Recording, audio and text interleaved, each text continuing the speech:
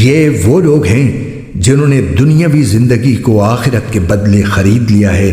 لہٰذا نہ ان کے عذاب میں کوئی تخفیف ہوگی اور نہ ان کی مدد کی جائے گی۔ اور بے شک ہم نے موسیٰ کو کتاب دی اور اس کے بعد پے در پے رسول بھیجے، اور ہم نے عیسیٰ ابن مریم کو کھلی کھلی نشانیاں دیں اور روح القدس سے ان کی تائید کی۔ پھر یہ آخر کیا معاملہ ہے کہ جب کبھی کوئی رسول تمہارے پاس کوئی ایسی بات لے کر آیا جو تمہاری نفسانی خواہشات کو پسند نہیں تھی تو تم اکڑ گئے۔ چنانچہ بعض انبیاء کو تم نے جھٹلایا اور بعض کو قتل کرتے رہے، اور یہ لوگ کہتے ہیں کہ ہمارے دل غلاف میں ہیں، نہیں بلکہ ان کے کفر کی وجہ سے اللہ نے ان پر پھٹکار ڈال رکھی ہے، اس لیے وہ کم ہی ایمان لاتے ہیں۔ اور جب ان کے پاس اللہ کی طرف سے وہ کتاب آئی یعنی قرآن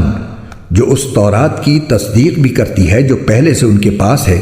تو ان کا طرز عمل دیکھو، باوجود کہ یہ خود شروع میں کافروں یعنی بت پرستوں کے خلاف اس کتاب کے حوالے سے اللہ سے فتح کی دعائیں مانگا کرتے تھے، مگر جب وہ چیز ان کے پاس آ گئی جسے انہوں نے پہچان بھی لیا تو اس کا انکار کر بیٹھے۔ پس پھٹکار ہے اللہ کی ایسے کافروں پر، بری ہے وہ قیمت جس کے بدلے انہوں نے اپنی جانوں کو بیچ ڈالا ہے، کہ یہ اللہ کی نازل کی ہوئی کتاب کا صرف اس جلن کی بنا پر انکار کر رہے ہیں کہ اللہ اپنے فضل کا کوئی حصہ یعنی وہی